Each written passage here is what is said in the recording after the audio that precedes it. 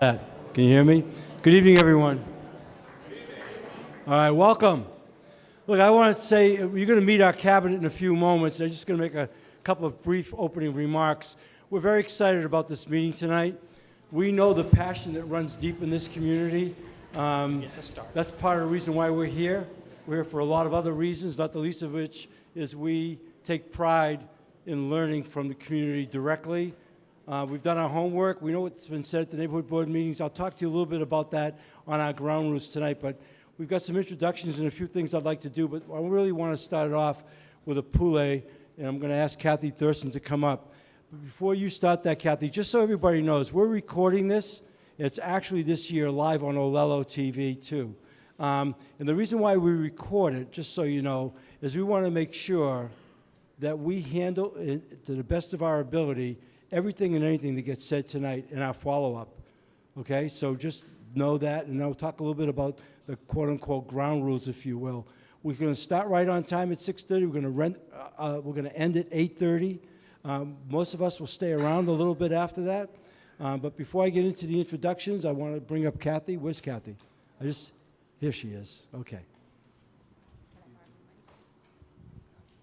Aloha. Thank you, Mayor. Can we mahalo our Mayor?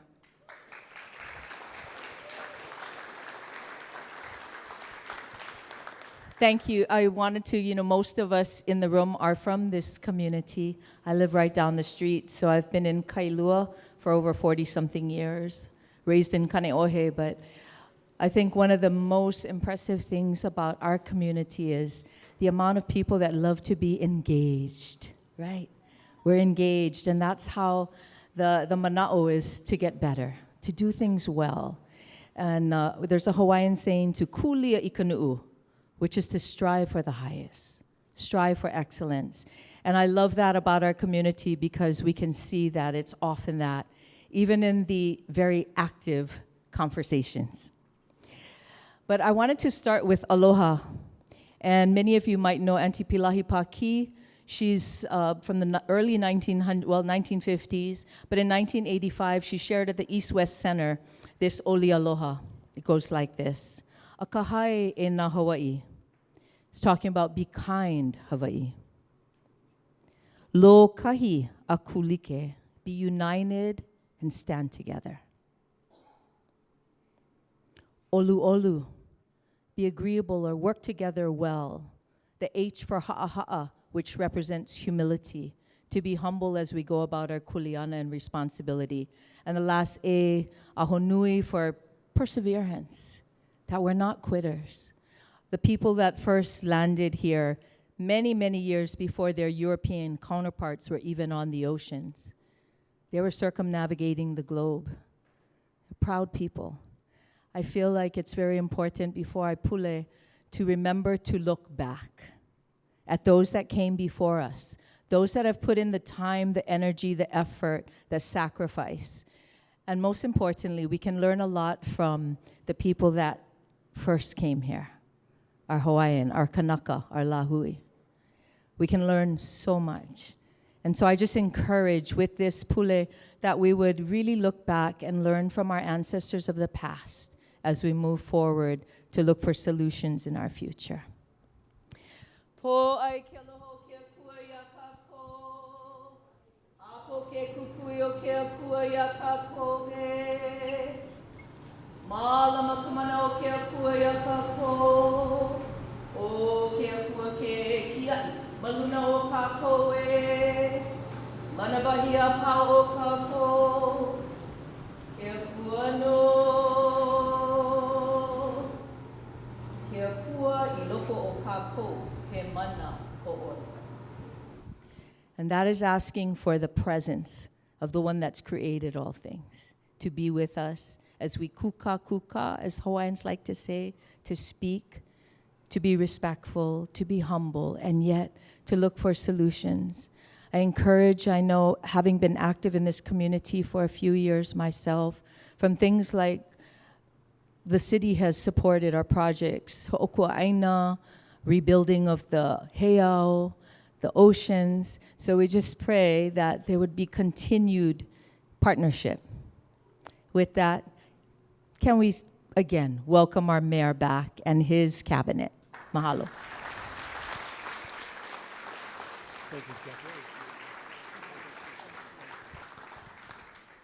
All right, I want to do a couple of quick introductions of some people that we have in the audience. First of all, Council Chair Tommy Waters is here. Tommy, thank you for coming out.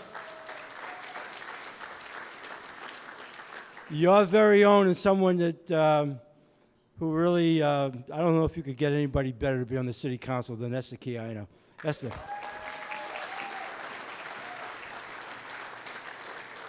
I don't think there's any other council members in here, right? Is Jared in the room? No, he's not here, right? Is Chris Lee in the room? Chris Lee's in the back, right there, Chris. And I don't see Brenton Awa. I don't think so, but he's supposedly going to join us. State Representative Natalia Hussey-Burdick, is she here? Yes, there you are. Thank you for being here. Lisa Kitagawa. Is Lisa here? She was in a meeting earlier with me today. I think she's here yet. And Scott Matayoshi. Is Scott here? Nope, he's going to be joining. And then Lisa Martin is here. I saw Lisa. Where's Lisa? Now, one of the things we got to do when we came in a little bit more than 3 years ago was set up a youth commission. And we have really found that to be a fascinating experience in our efforts to really encourage young people to get involved at an early stage in government. And so we have one, if not two here. I know Maya Payne is here, right? I just saw Maya. Isn't she here? There you are, Maya. And is Mackenzie? Mackenzie's here. So now, this is really good stuff because I'm going to put them on the spot. I'm going to give them each a couple of minutes to tell you about who they are and maybe why they're on the Youth Commission. Completely unedited. You can have at it. Anything you want to say. It's all yours. Thank you so much. Couple of minutes, though. Okay, Thanks. Okay, I'll keep it short. Hi, everyone. My name is Maya Payne, and I was born and raised in Kailua, and I'm currently serving as the Kailua District Representative on the Honolulu Youth Commission. And this is Mackenzie, and she goes to the same high school as me, actually, Kāneʻohe High School. And so I'll hand it over to her in a second. So being born and raised here, I've been in public school K through 12th. I went through Kailua Elementary School. I also went to Kailua Intermediate School, so here. And now I'm currently going to Kāneʻohe High School. And so having that experience has given me better insight into the public education system, you know, how great it is, how much effort people put into it, the teachers, the staff, the DOE, and our representatives, and also given me a broader perspective onto what we can do to improve it. For example, I've been involved in my elementary school, doing a science club, trying to bring some hands-on experience I've had as a high schooler. And so the reason I joined the Youth Commission is because through my not only community upbringing, but also involvement, I do marine biology research on the weekends aimed at understanding anthropogenic effects on corals in particular and how to preserve the biodiversity that we all hold so dear in our oceans. And also through just being involved in my school community and various volunteering projects. I was brought on by Councilwoman Esther Kiaina, so thank you so much for opening that door for me.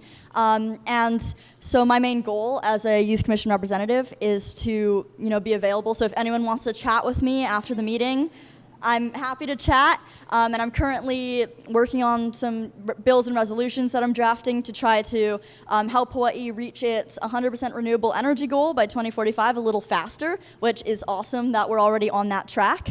And so, yes, and just stay open-minded and try to hear all of the voices and give a voice to not only all of our community members, but all of the youth of our community too. So yeah, I'm really happy to have this position, and thank you to everyone who's made it a possibility. Here's Mackenzie.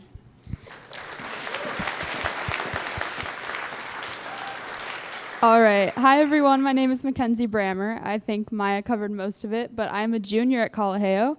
I went through a similar track as Maya. I went to Kainalua Elementary School also. I went to middle school here, and I'm currently attending Kāleʻo High School.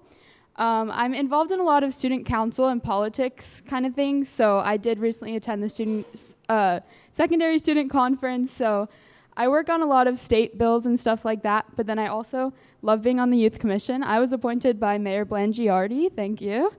So I've been on the Youth Commission since about August, I think, And I'm really working on the outreach stuff for us. So I'm on the outreach permitted interaction group. So we're working on having some town halls more aimed towards youth. And then we're also currently working on putting out more newsletters. So if you guys want to look up our website, we have been putting out some newsletters to see what we're doing.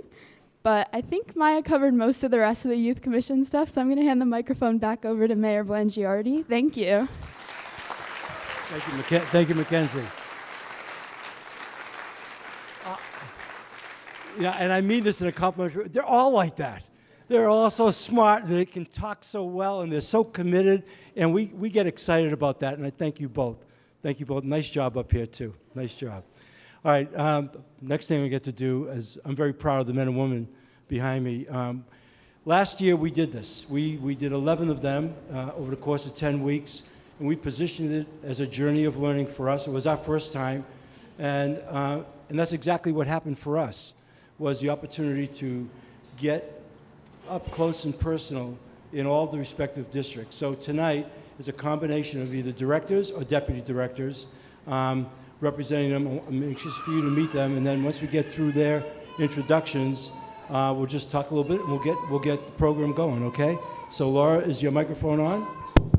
Okay. Aloha, thank you for having us here tonight. My name is Laura Thielen, and I'm the Director of the City and County Department of Parks and Recreation, and a longtime Kailua resident, raised here and raised my children here, so it's great to be with you tonight.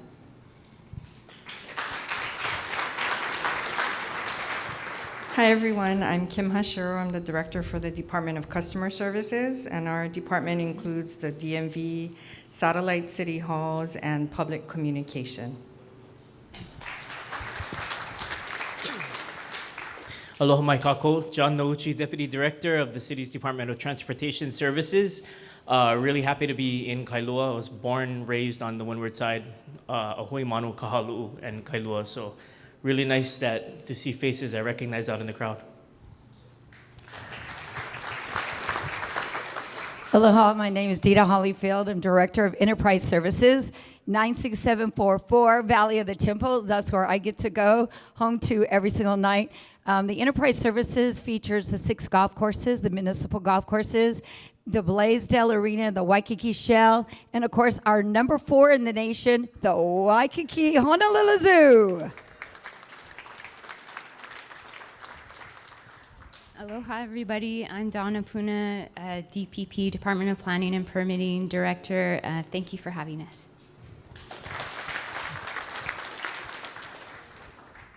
Good evening, everyone. I'm Bugs Baguio. I'm the Assistant Director of Human Resources. I can speak on behalf of the mayor and everybody here. If you are interested in working with us to help the community, see any one of us here, and we'll be happy to talk to you about our vacancies and our positions that we're recruiting for. If it's not you, maybe somebody in your family, but please talk to any one of us here. I also have Andrew in the back there and our outreach team in the red, and we have people also from HPD and HFD, so thank you, everyone. Aloha, everyone. I'm Kevin O'Shea. I'm the city's Deputy Director of Housing. It's a pleasure to be with you. Aloha, everyone. My name is Keith Suzuka. I'm the Deputy Director for the Department of Land Management. Thank you very much for having us tonight. Aloha, my name's Anton Krucky, and I'm the Director of the Department of Community Services. And so we do all the human services for the city. We do elderly services, we do the grants and aids, we do all the HUD programs and the investments from HUD. We also do the Work Hawaii group that does outreach and rent-to-work programs. And then we also have the child care coordinator in our department and also the homeless coordinator in our department. Thank you for having us tonight. Aloha, I'm Ben Sullivan. I'm the Deputy Director for the Office of Climate Change, Sustainability, and Resiliency. And I want to thank you, this young woman whose name I didn't catch, for mentioning the state's 2045 goal. I hope a lot of you are aware of that, and we're working hard to achieve it. Thank you. Good evening. My name is Brian Gallagher. I'm the Deputy Director of the city's Department of Design and Construction. We perform all the heavy construction services for the various city departments. It's city buildings, fire, police, roads, drainage, parks, etc. Thank you. Good evening, everybody. I'm Roger Babcock. I'm the Director of the Department of Environmental Services. We take care of everybody's wastewater, and refuse, and we're very glad to be here. Thanks for having us. Good evening, everyone. Good to be here. My name is Mike Formby, and I'm the Managing Director. And in this role, I have the honor of working with all the men and women up here. Thank you. Good evening, everyone. My name is Krishna Jaram. I'm the Deputy Managing Director. Thank you for taking time out of your evening to be here today. Hello, my name's Andy Sugg, and I'm the Mayor's Chief of Staff, and very happy to be back in Kailua, where my son learned how to kiteboard. I'm Jim Ireland. I'm the Director of Emergency Services. Our department has EMS, the ambulance service, ocean safety, which is our lifeguards and rescue patrol, and also community service core team, which is our community medicine branch. It's the newest part of our department, and I work closely with Anton and Community Services in helping to address the houseless folks throughout Oahu. Thank you. Yeah, good evening. My name is Stephen Courtney. I'm the Deputy Director for the Department of Information Technology, better known as DIT. DIT is made up of 160 dedicated professionals providing IT services for all these departments. Thank you. Aloha, everyone. My name is Lloyd Yoninaka. I am the Executive Secretary to the Neighborhood Commission, and we oversee all of the neighborhood boards. And tonight we have some people from the boards here. First, I want to introduce Bill Hicks, who's the chair of the Kailua Board. And any other board members we have tonight? There we go. All right. Good to see you. You guys do great work. It's actually tireless work. And I just, on the record, you guys got a good board. They're very active. Aloha, I'm Randall Platt. I'm the District 4 Major for HPD, the whole of the windward side of Oahu.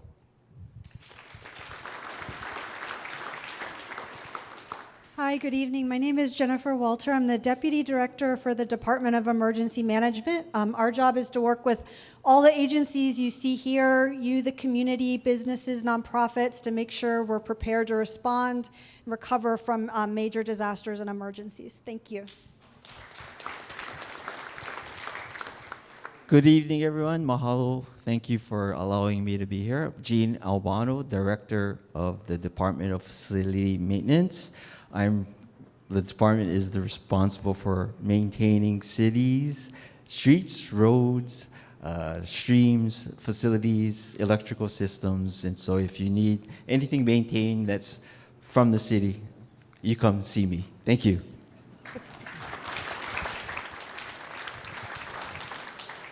Good evening, everyone. My name is Erwin Kawata. I am the Deputy Manager at the Board of Water Supply. Thank you for having us. Aloha, everyone. I'm Carrie Castle. I'm the Deputy Director with Budget and Fiscal Services.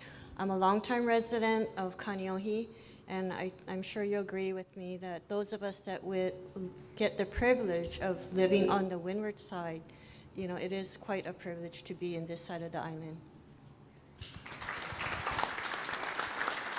Aloha, everyone. Sam Moku, Mayor's Homeless Coordinator. Glad to be here, born and raised in Kaneʻohe. Aloha and good evening. Kim Sparlin, Deputy Director of the Office of Economic Revitalization.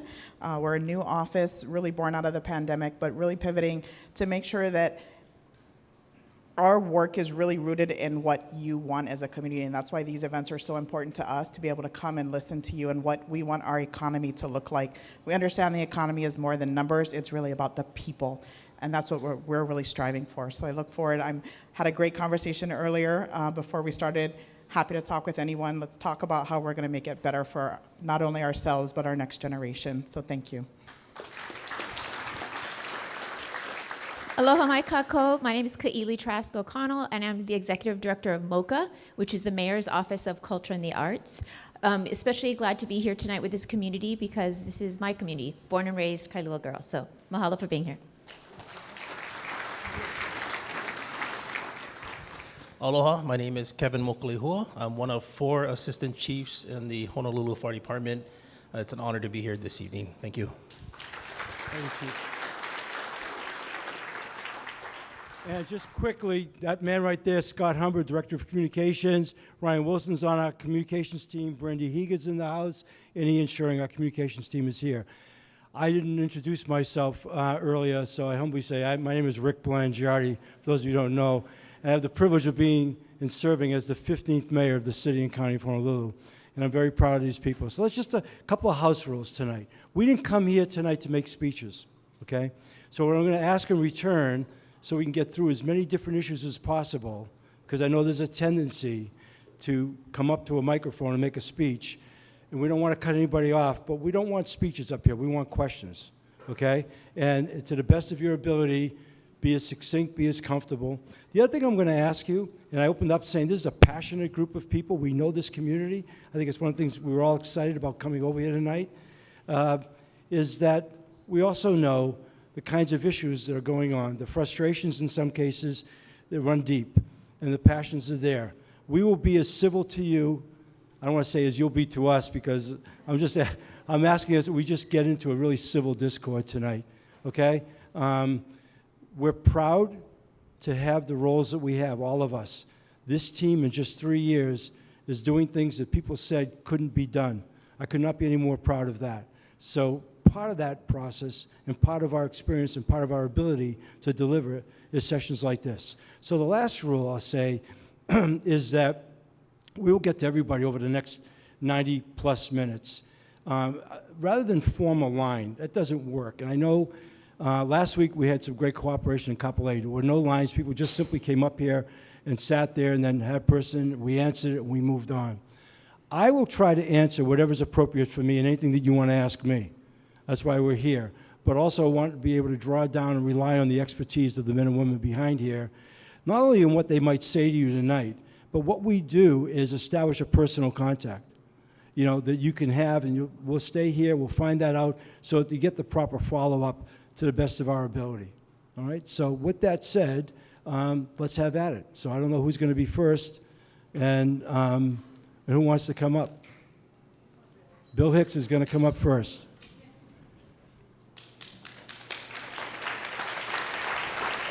And the only other thing I would ask is just, introduce yourself so we at least know who you are, okay? Aloha, Mayor. My name is Bill Hicks. I'm Chairman Kailua Neighborhood Board, and housing is in the newspapers. Senate Bill 3202 is a radical approach. In Kailua, a house could be replaced with 9 to 12 houses on either side. 2-story houses on a R5 or R7.5 lot. It's a very radical approach. We appreciate the City Council this week passing a resolution in opposition to 3202. But there are other ways to skin the cat. The governor has mentioned a lot of the solution is already built in the illegal vacation rentals. We appreciate that you came to Kailua 2 years ago to sign Bill 41. We know that new technology is being rolled out.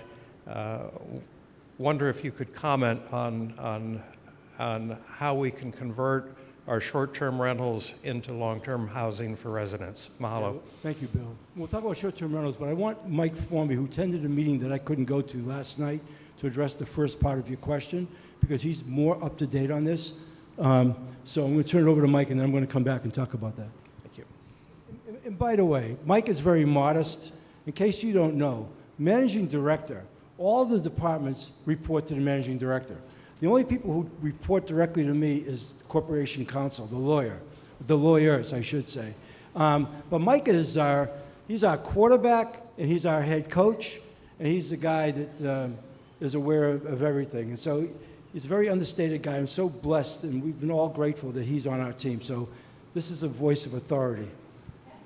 Thank you, Mayor.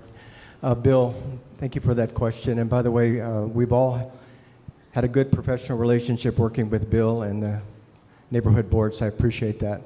What I wanted to let you know is that we had a meeting last night at the airport, and Tommy Waters was there, And Esther Kia'aina had her policy staff member Jocelyn there. And we asked to meet with the state and to get everybody in the room. So Kauai was represented, Maui was represented, Big Island was represented, and Oahu was represented. And the discussion was the bill and how the bill could be respectful and made better. And so we spent about 2.5 hours at the airport. Council did pass a resolution which helps us negotiate with the state. I think there is a determination on the state part to move forward with a bill. I'm not going to predict whether or not it's going to pass out, but I think they're going to move forward with the next hearing. And we've been working very hard with the state to try to make it something that respects the people on Oahu. So I'm not sure of the exact language. I think it'll come out this weekend because I think the hearing is on Monday, is it Monday, at least? The hearing is on Monday. And so I just want to let you know that we're all concerned, but we're doing our best to make sure that it respects a community of more than 500,000, which we are on Oahu. And our position is that not every county is the same.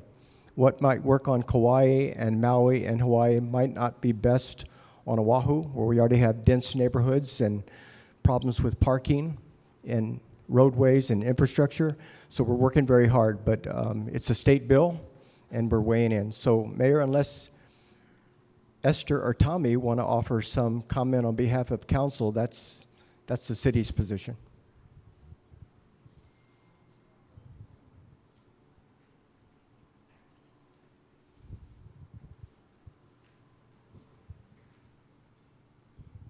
Thank you, Mike. I have to tell you, I'm very disappointed in our state lawmakers who are trying to tell the county how to do land use planning. I believe that their efforts are discounting both the cities and communities' land use and planning processes. There is no affordable housing provisions or owner occupancy if the intent is to keep local families home. And quite frankly, I believe that as currently drafted, it's going to lead to speculation by outside investors to buy up a 10,000 square foot lot and divide it into 2,000, so 5 2,000 square foot lots with a single family home on each of the lots with 2 accessory dwelling units, so 15 units on the property. And so I just ask that everybody be vigilant. Just because you say that your intent is to increase housing units doesn't mean that that's what it's trying to achieve.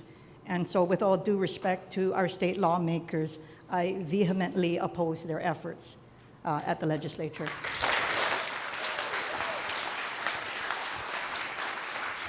Thank you, Esther. All right, so let's talk about short-term vacation rentals. And since Bill talked about the bill that we passed 2 years ago, just to take you back and just give you a couple of numbers to think about. In 2019, it was a high water mark for tourism to the state of Hawaii, and that also meant, obviously, Oahu. We did about 10.6 million visitors that year. We brought in about $18 billion in revenue, and actually, out of that came about $2 billion in sales tax. And that was, for want of a better way to say it, not good for this place, and I'll tell you specifically why in a second. But that money was so big, so unprecedented. And if COVID hadn't come in 2020, the projected numbers for tourism that year were over 11 million. It would have been the first year we would have gone that high.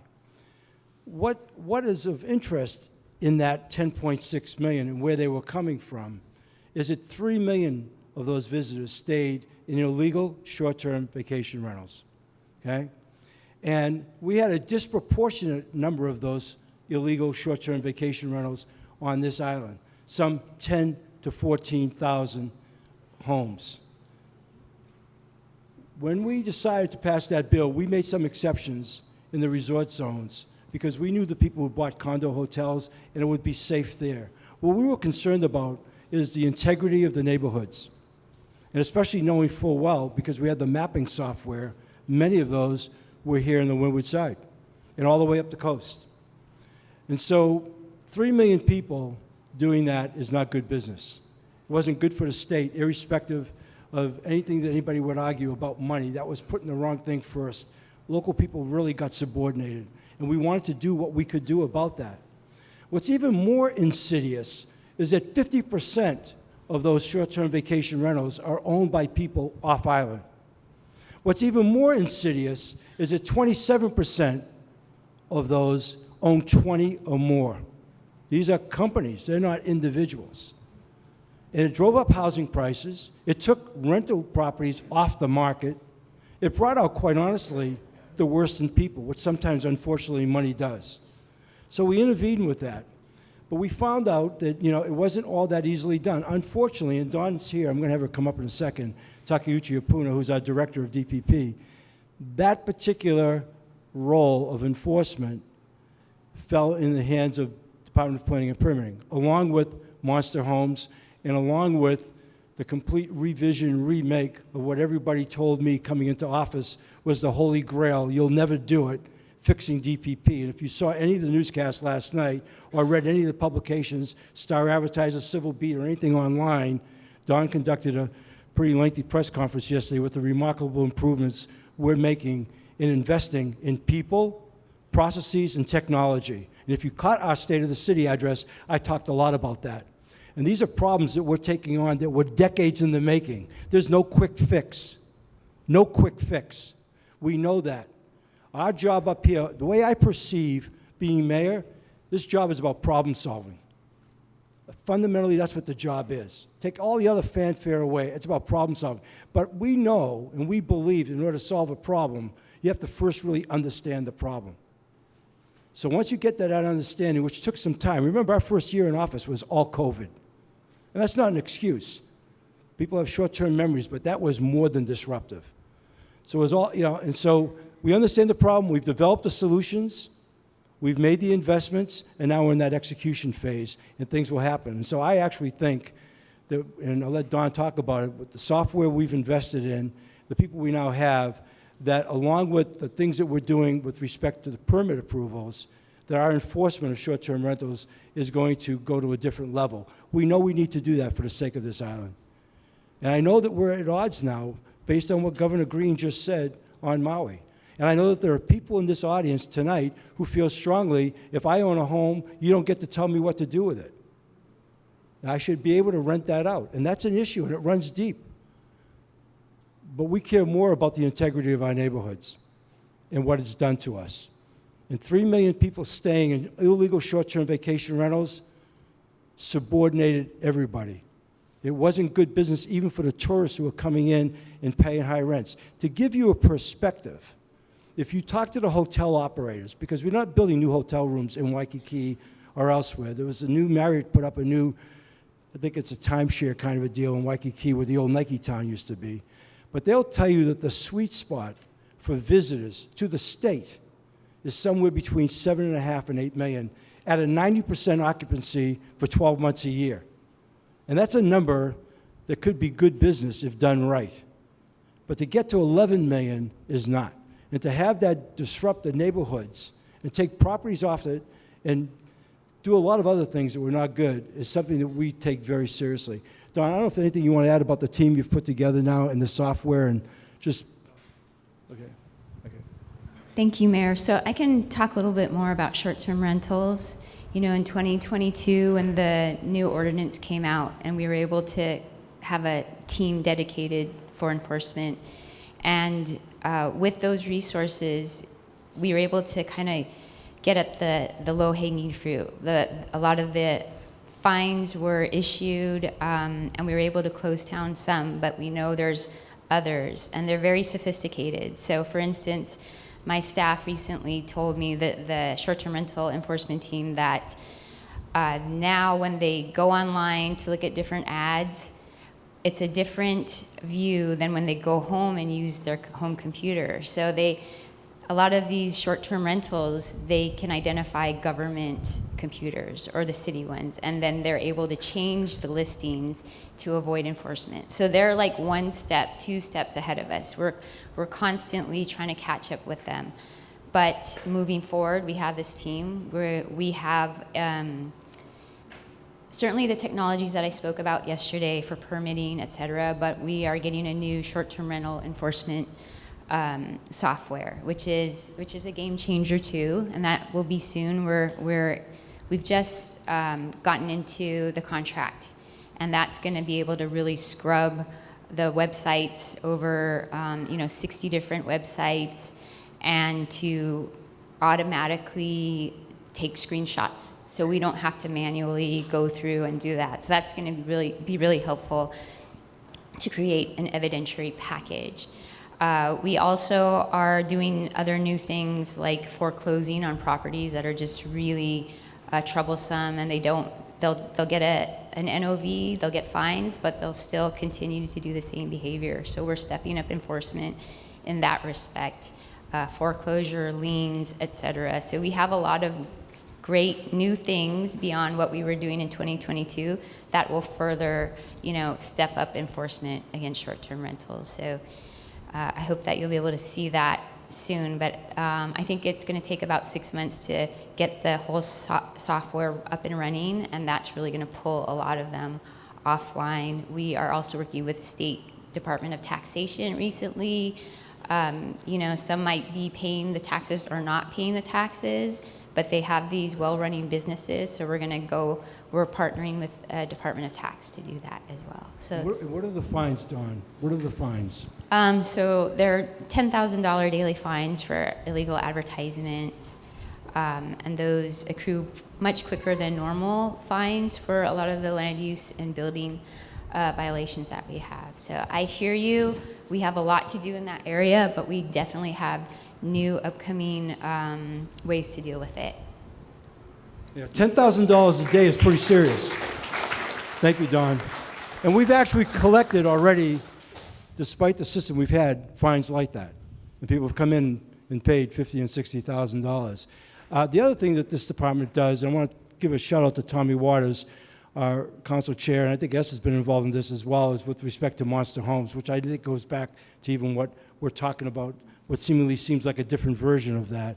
And last year, DPP, I think 15, we stopped 15, a couple of licenses. I mean, we're trying to get all over that stuff. There was a lot of stuff that went on.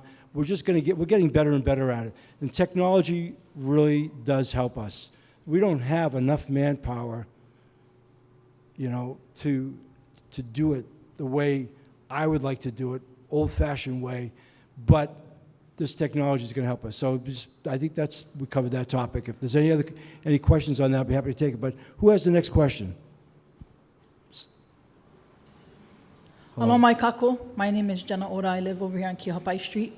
First, I want to say thank you to HPD. We always see them driving around, but the backyard stuff that you guys do that people don't see. For someone like me, my children go to Kainalu. You guys stepped up and really helped with the drop-off, pickups issue that I spoke with Natalia about.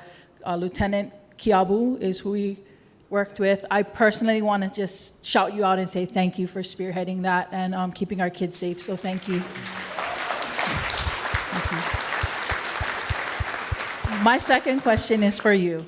So you're a problem solver. I am a foster parent for 9 years, and I have been trying to get a gray can and a blue can from my house, and I have not one for 9 years. And I got 6 to 8 foster kids at a time, and I just need your help to get me some cans. There's a guy behind me. Yes, please get me cans. His name is Dr. Roger Babcock.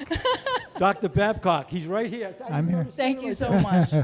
I'll get with you after. Thank I'll you get so your much. address and find out what the issue is. Thank you. Yeah. And just one more thing to Lisa Martin. So the little girl that I had from the Kailua home, we have just adopted her. Mahalo nui.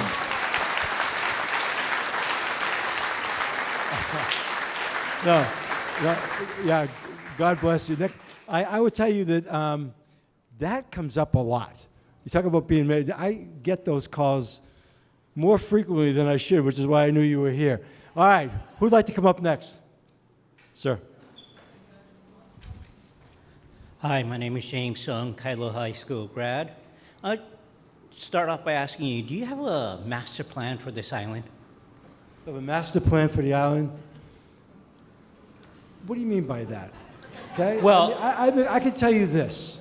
If you were to say to me, if you could cut me open and cut my brain open and say, what are the things, that's what to keep me up at night, but the constant, it's about the city's role in housing. It is about homelessness. It is about certainly fixing DPP. It is about public safety, which is probably number one, and not only building of our police department, but all the other elements.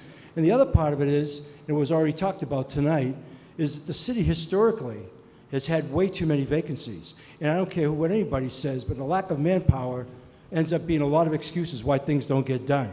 And we need that, and we've budgeted for it. It's been the craziest time to hire people post-COVID. But today, I just happened to have a meeting with Secretary Del Toro, Carlos Del Toro, Secretary of the Navy. And one of the things he talked about across America is the loss of the blue-collar workforce, okay? And it is really a phenomenon, because I grew up in a blue-collar family, and I've always, so we say have a master plan. The problems we're working on sort of fit to that. But, candidly speaking, I'm not passing the buck. This is the city and county of Honolulu. But that kind of stuff sits over in the state, too, and so, but we're attacking those problems, James. But go ahead.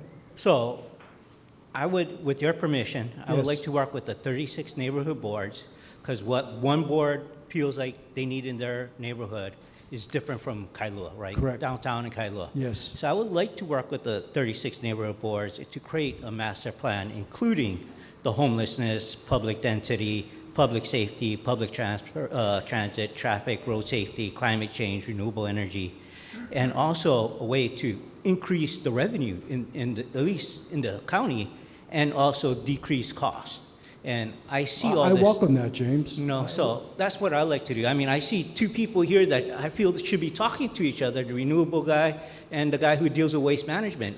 They could work together and actually increase money in the state. Yep. HUD person could decrease the HUD person and the person who deals with homelessness. They could work together and deal with homelessness at a very low cost. And I'm trying to work with, what's his name? He just became the housing czar, with him on dealing with this subject. John Mizuno at the Yeah. state? Yeah, and he works with Sam Moku, our homeless coordinator, right? Let me tell you, homelessness in and of itself, and all of these problems, I talked about it in the state of the city for the last 2 years, are wicked problems. Until you really get into it, you find out just how complex they are. And they go deep and they run deep, and there's a lot of other issues and ordinances or whatever. But I'll say this on behalf of this group, and the reason why they're even here tonight. This group works together. We've talked team from day one. I'm new to politics. I'm not building a political career, okay? In my roots, I'm an old football coach. And everything I did for 43 years in broadcast after my years of coaching football at the collegiate level had to do with team. And so that's what I believe in. One of the things that we knew about the city coming in was it was a little bit dysfunctional from the standpoint of everybody operating in silos. So when you suggest these guys talking together, I can promise you, they don't only talk together, they work together. And that's how we're getting stuff done. But these problems are not simple. And I'll be happy to talk to you later on. But you would think, people tend to think that they're just linear in nature, and they're not. Well, I agree with you. Okay. But, it's just pushing people like John Mizuno. I talk to him all the time.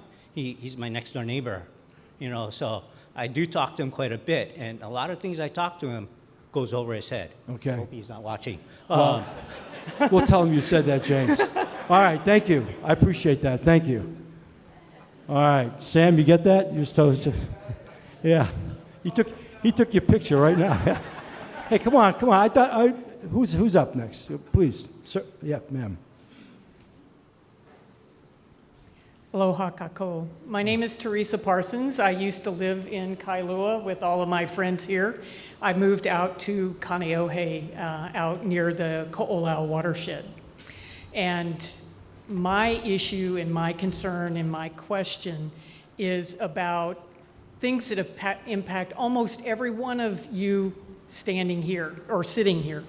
And that is the maintenance of the streams and wastewater and keeping them clear, because what I see in all areas, that when there's a heavy rain or there's runoff from you know, a construction place that doesn't have their management practices in, we end up with people getting injured, people getting sick, which impacts the city in terms of ambulances and hospitals and care. So my question is there something in your plan to establish a robust team? I know there's a few people that do this, but a robust team to maintain the storm drains and the streams that cross every part of this island.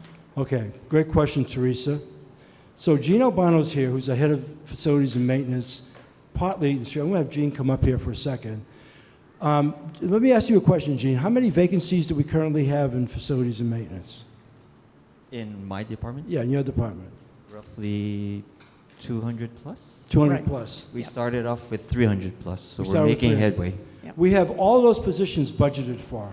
We are doing things, and Bugs is up here. You heard his little pitch. Anybody who wants to work for the city tonight, please don't leave without seeing us.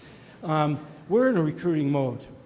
For me, coming in as somebody who ran organizations and as an old coach, the first thing that hit me in the face was the amount of vacancies we had and the ramifications of that. And it was bad enough to come in during COVID, because we got sworn in right in the middle of COVID, which was a challenge to begin with. Oh, yes, I know. But we lose on average. The city has about 10,400 employees, maybe 10,700. We lose on average 500 a year through retirements. You lose really good people, and other forms of attrition. People's lives change. People don't work out. They don't like it, whatever. And we've been hiring at a number around that or less. And so we came in looking at 3,000 vacancies. And we, in a team that wanted to get things done, know that that's unacceptable. And this has been a difficult market. And so, but I would tell you, the city historically, for an enterprise that was as big as it was, or is, didn't recruit. No recruiting. You know, and you have to feed the beast. You have to do that. You know, in any organization, you should always be recruiting. There was no recruiting. We did the diagnostics. We were public about it. It took 180 days to get hired by the city. 180 days. I was at the zoo last week meeting with one of Dita's people. I was so impressed with this young woman. I asked her, what brought you to the city? She said, well, it's really kind of funny because I applied. I never heard anything for 7 months. I kind of forgot I applied. I was working at a vet center. She's a vet tech. But I really wanted to work with big animals, and that's what she's doing. That's what was going on. So we're recruiting, just as a plan. I'm going to let Gene handle that. Recruiting is one. Two, training and development. Yes. The city was not good in that, because part of the losing people is, are you, especially in today's workforce, are you developing people? Right. We're doing all of that now. We've done things, and we've changed. And Mike's been doing some great work with the unions, changing pay classifications that were also outmoded, totally disadvantaging the city, and other things like that. And then the last thing that the city wasn't doing, and these are the pillars of any organization. You recruit, you retain and develop really good people. Make sure you're doing that, especially in leadership situations. And the third thing is succession planning. Yep. Virtually no succession planning. And you know, if we had to work for a profit, the city doesn't work for a profit. If we had to do that as a business organization, it wouldn't have survived. Yeah. Okay? So we're addressing all of that. Let Gene talk specifically. I'm really proud that they've made headway on 100 people, but we want the others. And thanks to City Council, Tommy, I'm going to say it again, and Esther, they helped us understand that. And we've been able to work through, and we're in our 25 budget right now, of trying to keep these positions budgeted with the belief that we're going to get there in our recruiting efforts. Because if you don't have the manpower, that work, that hard work, doesn't get done. Gene. Thank you, Mayor. So with regards to your question, specifically to stormwater, my department has a specific division called stormwater quality. And we are required to then comply with federal, state, city regulations in terms of its impact to the environment. We recognize that stormwater is not just stormwater. It is wastewater, it's water, it's one water. And to the city's credit, I've been only with the department less than a year. They have been very proactive in understanding that water is a holistic approach, and that all the various departments are collectively working together to deal with all of these issues when it comes to water. stormwater quality. Obviously, you mentioned about when we have storms. We are trying to recruit. We recognize that staffing is very important. As Mayor mentioned, we have to get it down to the grassroots. Blue collar is important. Yes. In as much as we want my kids to go to college, not everyone goes to college. So we are trying to recruit at that level, down to the elementary level. We've done recruiting, we've done workshops, anything to recognize that we have to man up when it comes to that type of resources and the ability to just maintain stormwater quality. We have planning. We have to look forward in terms of how we address stormwater. This is probably a white elephant in the room. We need investment. We need the city to recognize that without funding, we can't improve infrastructure. We can't man up.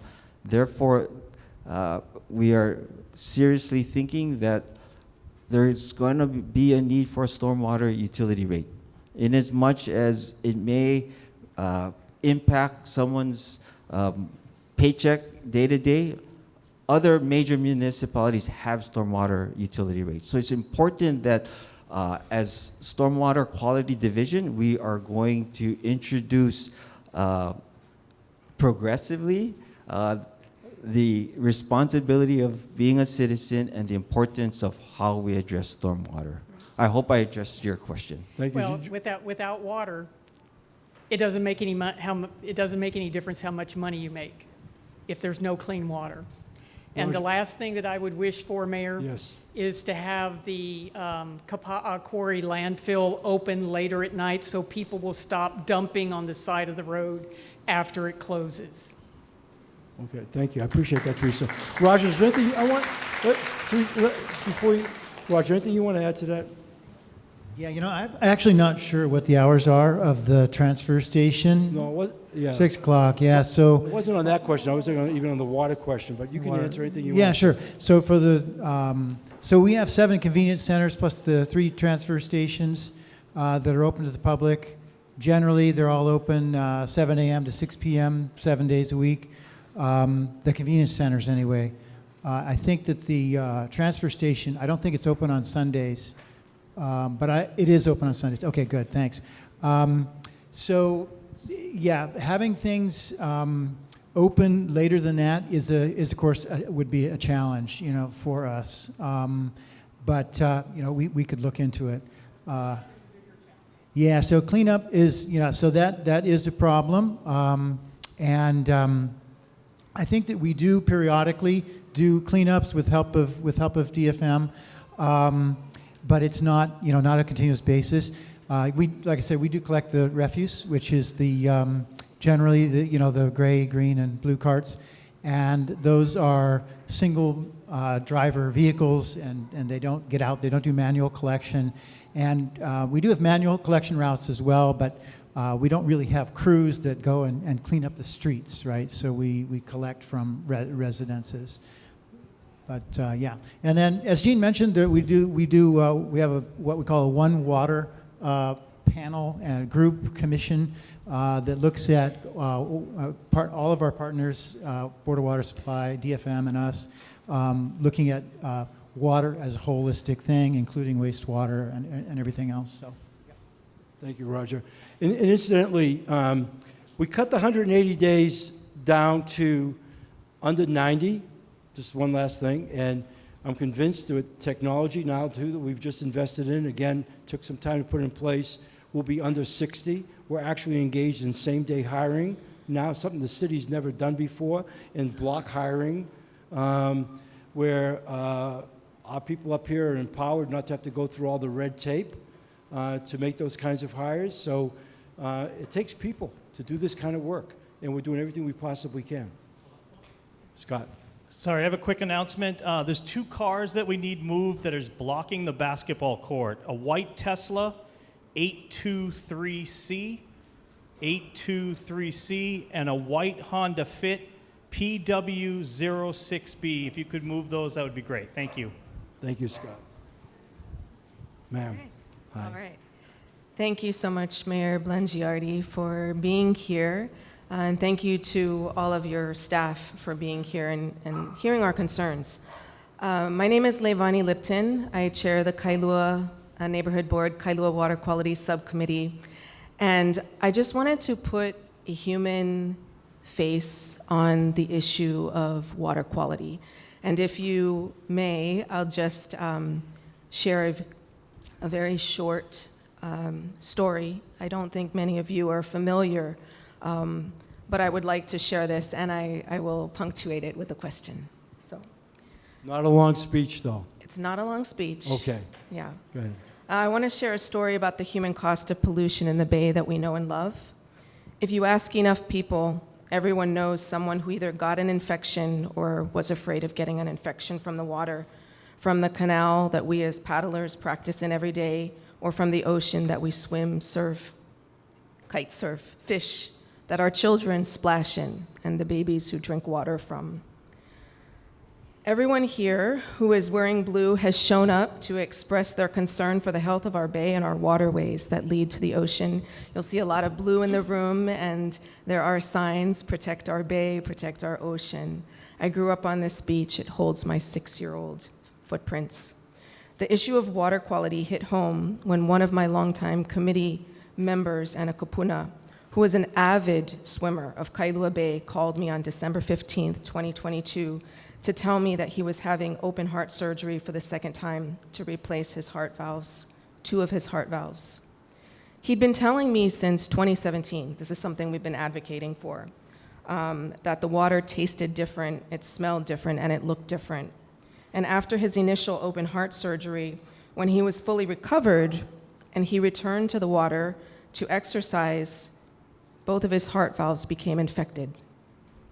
So he's been diagnosed with endocarditis, an inflammation of the lining of the heart, and he continues to fight for his life and for clean water.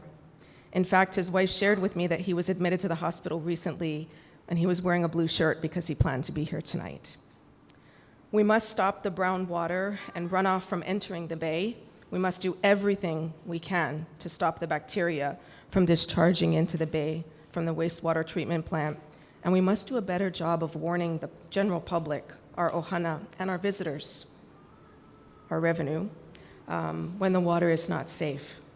And so we're really grateful for the steps that the city is taking, and we're glad that we have Director Albano, who's been receptive, but we need regular street sweeping, regular cleaning of the stormwater infrastructure, and we need enforcement of best management practices on construction sites so sediment doesn't pollute our waterways.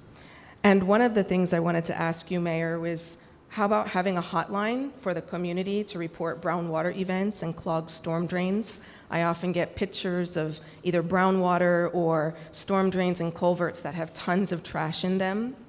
And we as a community, as you know, we're vocal, we're vigilant, and we want to be a part of the solution. And so many of us may have a stand in our lives, and we ask that you and your administration do everything possible to help us improve water quality in our community of Kailua and beyond, so that there will not be another person who has to suffer from a serious illness. So my question to you is, what steps could your administration take that might be different from previous administrations to help us with this very significant problem? Well, I think the thing we're doing is what we've already discussed, which is trying to build up our workforce so we can deploy people to do that. There's no denying, right?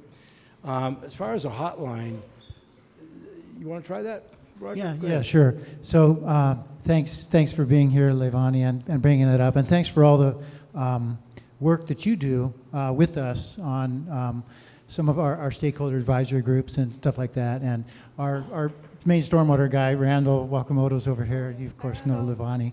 And we, getting the community involved and letting us know where things are and what's happening is really important. So I'm not going to talk too much about the stormwater. Maybe Jean will talk about the stormwater runoff.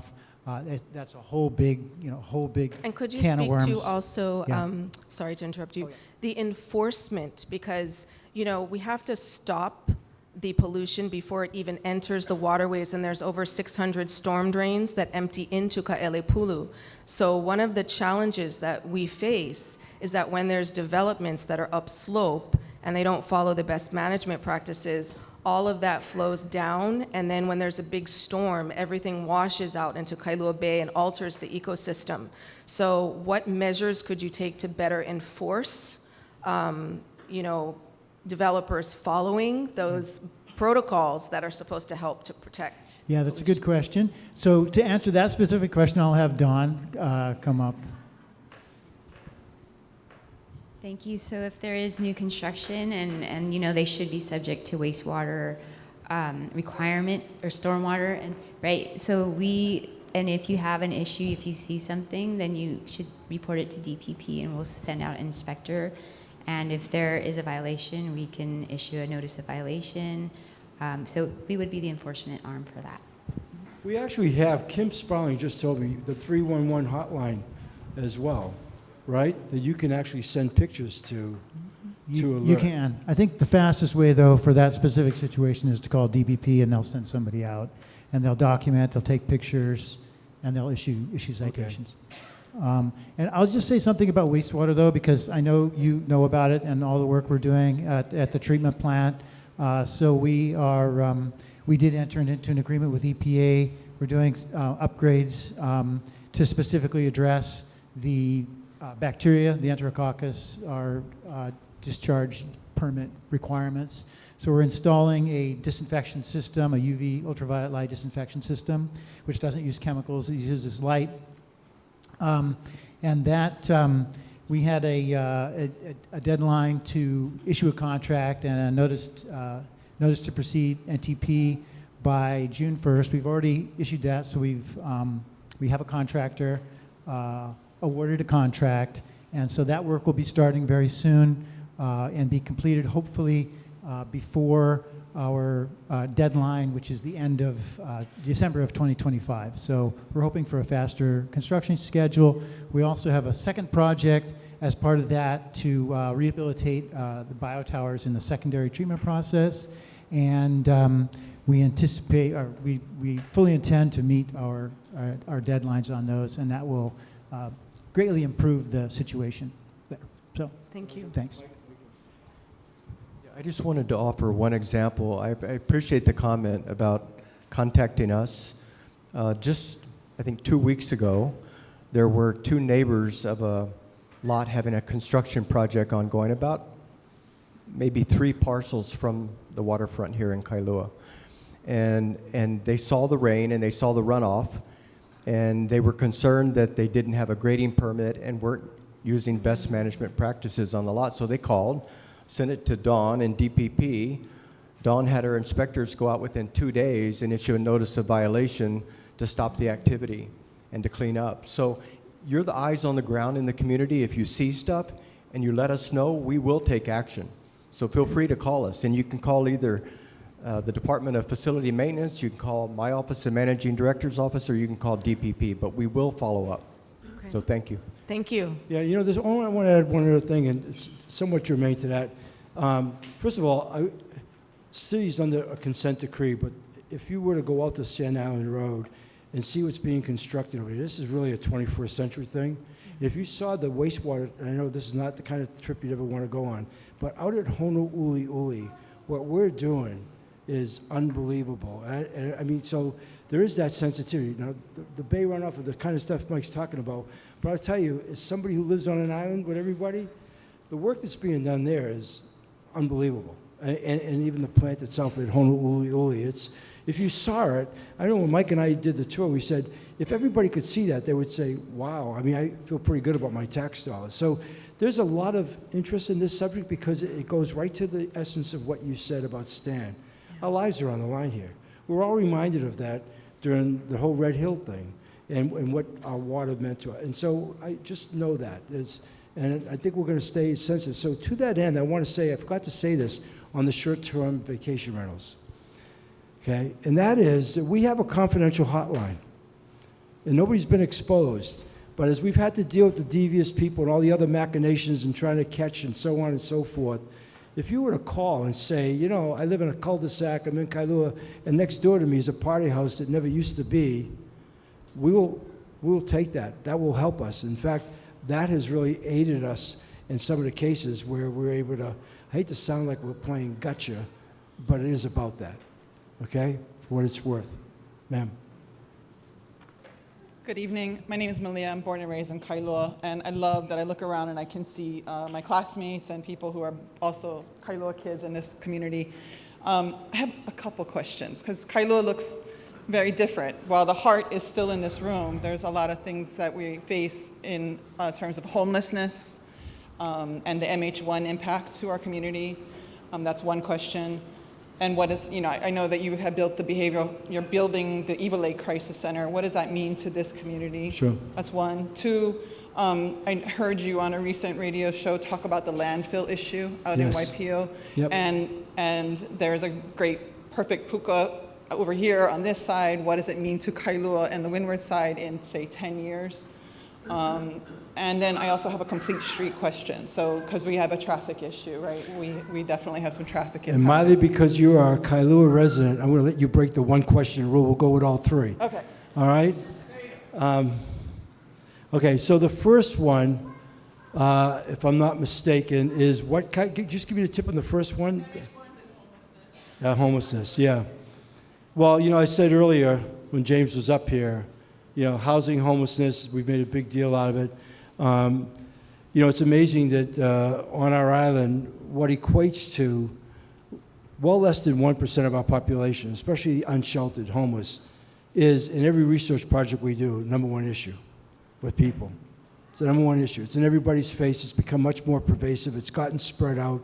It's no longer located. So we decided to take a different strategy. I'm going to bring up Dr. Jim Island in a second to talk about CORE and what we're doing and what's different. But we looked around. We knew that the compassionate disruption wasn't working. Calling our police department, having them be the tip of the spear, picking up the people's stuff, just shoving them somewhere else. While we still do cleanups, that doesn't deal with it systemically. And so we looked around at the cities in the country who were having the most success with homelessness.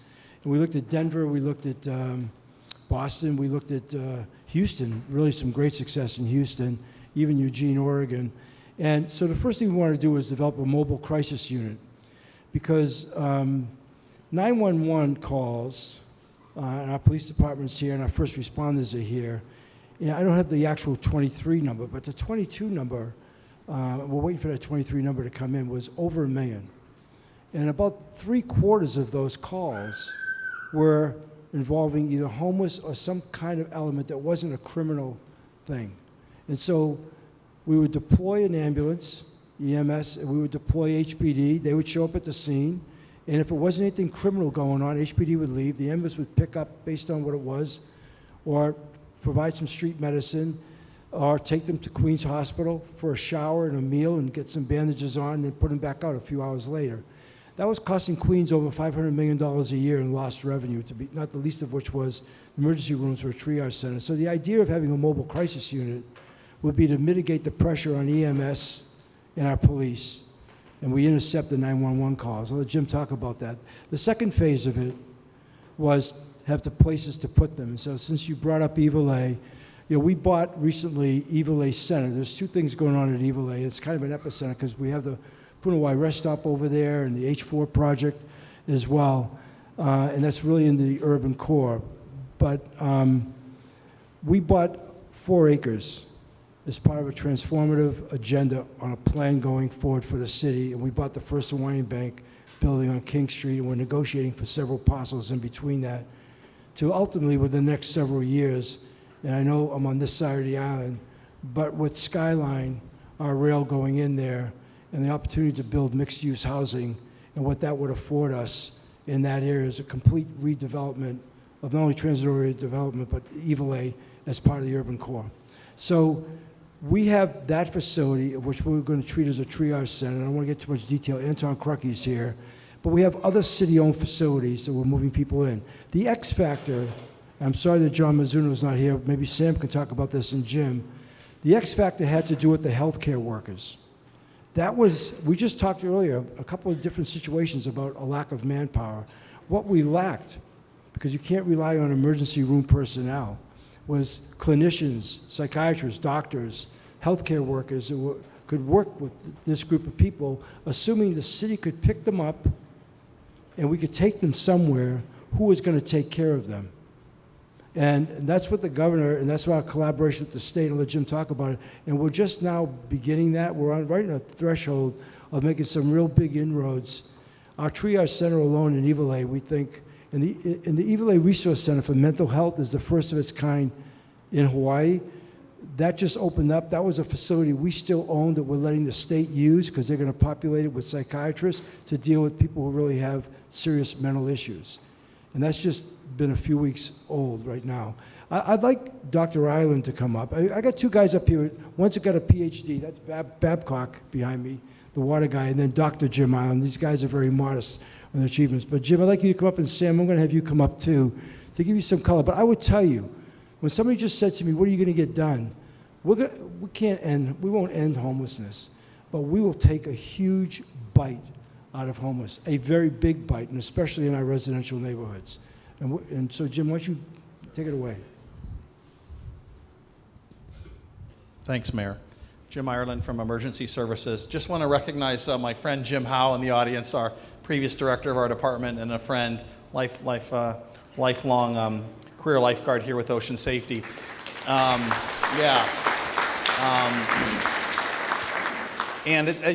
not going to.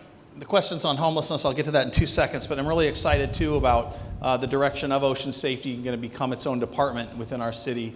And so I'm a little sad as the last combined director, but at the same time, looking forward 10, 20, 30 years, this is really an opportunity for the lifeguards and coming kind of a full evolution in their profession as a public safety first responder. To your question, what she mentioned was MH1, and that's a psychiatric hold. And when the police or a doctor or the EMS puts somebody under a legal psychiatric hold, MH1, MH4, there's different acronyms depending on what type it is, they generally take them to one of two facilities on Oahu that do inpatient psychiatric care, Queens Medical Center, Castle Medical Center. So I think the issue is if folks go under these holds, they're there for a period of observation, which could be hours, days, or even longer, depending on their treatment and whether or not they're voluntarily staying and whether or not they can be legally held longer. They get released. And I guess the concern is when they're at Castle and maybe they came from Kaneʻohe or they came from Pearl City or they came from Hawaii Kai, then they're now discharged from Castle and they're here hanging around and just now Kailua is my new home. So one of the things with CORE that we're doing is the first year and a half of CORE, we were learning how to engage people, how to help them. But one of the things we learned is there was nowhere to put them or help them because housing just takes too long. There's a process, and Anton's department runs that. He can talk about the vouchers and what we do, but it's not something that is a solvable thing like tomorrow. It's like you have to wait. So we needed more shelter space. We needed this psychiatric center that the state's doing. And I predict between now and the end of the calendar year, you'll see more progress on Oahu in homelessness and houselessness than we've seen in a long time. You know, the mayor and my boss, Mike and Krishna and Anton and Sam, we meet every week just on this subject. And we're meeting with the governor on a regular basis, and it's really elevated to a different level now on a solution-based and learning from what other communities are doing too. So one of the things that I want CORE to be able to do, and this Iwilei Center, about a 100-bed shelter there is going to be opening in the next few months. This resource center that the Psychiatric Stabilization Center, also in Iwilei, it opened a week or two ago. So one of the things we want to do as CORE, we have ambulances. We have old city ambulances that were converted from EMS. We want to actually engage the people in the streets, get them to the ERs if that's what's needed. But then when they're done in the ER, we don't want the ERs to say, okay, pat them on the back, see you later, and because they don't need to be in the hospital. And you've probably seen on the news, Queens Medical Center has struggled with this because they just go lay right on Miller Street And now they're just kind of on the sidewalk in front of Queens. And I wonder, because I live in Kailua, so I wonder, the people I see, are they from Kailua? Some are. Somewhat, born and raised in Kailua, but many aren't. And so we want to find solutions for the people who are from Kailua in Kailua. But if they're not from Kailua, we want to find solutions from them somewhere closer to their friends and family. So one of the things we're developing with CORE literally as we speak is CORE identifies somebody who's in need of help, and then they go back to the ER or the hospital when it's time for discharge, and then we take them to one of our either crisis center or one of our shelters or something that CORE or the city is affiliated with, HONU. And so we don't strand people in communities, okay? So that's one of the big things we're working on CORE. CORE, we're the operational side, but I'd also like, Anton to say a few words about... I'd like Anton to say something. One thing about CORE, not all old ambulances. You had 3 old ambulances. We just bought you 2 new ones. We had 5 ambulances and 6 SUVs. And we got 35 people, and we're expanding that staff to 50, we hope, to be able to provide island-wide service. That is a force, if you will, a capability, probably is a better word, that we never had before, to really engage and to deal with people who are out in the streets. So, Anton. Thank you, Mayor. Anton Krucky from the Department of Community Services. So, as complex as homeless is, and Sam and I work very closely on this all the time, and we work with Jim and the other departments, as complex as it is, and it is complex because you're dealing with individuals that come from many different situations that become homeless. As complex as it is, there is a strategy, and the strategy's got just 2 parts. The first part is what creative things can we do to get to someone to be willing to engage the system, right? And then the other part of that strategy is we constantly analyze our resources to service those decisions. And I would tell you right now, that list of creative things we do is twice as long than when I first got into this position. And the resources constantly change based on the demographics that we have. So I'll give you a couple examples. When CARES Act money came and people said, did you use CARES Act money wisely in government? We went after a different segment. Most of our money for homeless goes to the most chronic homeless, people that don't want to be housed. And we said, let's just take this money because it's not encumbered that way, and let's go after people that want to be housed. And with that money, we housed 300 families, 850 people off the street. Now what that did was those were mostly women with families. And so what that did is it changed my demographics to single males on the street. So now your resources have to be different. You're going to have more drug issues, more mental health issues with that demographics. So we have to change the resources to apply to that. But right after we did that, I did 312 emergency housing vouchers and just finished those up. So that's another 300 people and families that have been housed. So what the deal is if we don't put them in a bed of some kind, we haven't gotten to a solution. And so I need beds of many kinds. And so when I talk about the resources to service those decisions, I'm constantly looking at what resources we can do. And I think you've heard some enthusiasm here about things you'll see coming up. That's because we're looking at those resources and we're trying to bring them online, right? Whether it's the Behavior Mental Health Crisis Center, right? Whether it's another house where we went for a blessing today for 12 units in a house for homeless, right? In a Cal Holly concept where they act as a community, right? And in that community, that's part of the healing process. Understanding that a person that's coming off the street has a lot of trauma to deal with. We want to not just house them and put them in a bed, but put them in a bed that works for them, that makes them successful. So I think this administration is very serious about this. We're working on other kahalis, more beds, right? We're going to be trying to do some on the Windward side. We'll be doing that as well. Again, everything creative we can do to get somebody to be willing to engage the system, and then constantly analyzing our resources and bringing more online to service those decisions. We really are trying, but we have housed a lot of people in the last few years. But they're still homeless, and I appreciate that, and I appreciate the frustration with that. Yeah, we think we got about 4,000. I want to just stay on this subject for a little bit more, ma'am, okay? Real quick. Sam, anything you want to add to this? Because Sam is our point guy to work collaboratively with the state. And the reason why the state's so important, and maybe you all realize this during COVID, is that that's where the Department of Health lies, with the state. As a result, they have resources and monies that we don't see at the City Council. And unless I forget, and I'm not pandering, believe me, because Tommy and Esther know this, I don't have to do that with them. Our city council's been great to work with on this. We are in this in a really great form of collaboration to really make a difference here. And our collaboration with the governor is unprecedented.